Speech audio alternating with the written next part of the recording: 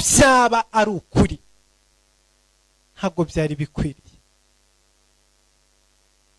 Niyo yaba yarabikoze koko ukurikije umumaro yagize, ntabwo abantu bakabaye bicaye barimo bavuga ibibi byiwe guhera ku wa mbere. Abantu b'abagabo kandi bitwa ngo n'abakozi b'Imana, bitwa ngo basutsweho amavuta, bitwa ngo n'abagenzi bajya mu ijuru, bakirirwa bicaye, bakirirwa bashakisha amakuru mabi yo kwangiza ubuzima bw'umuntu utakiriho.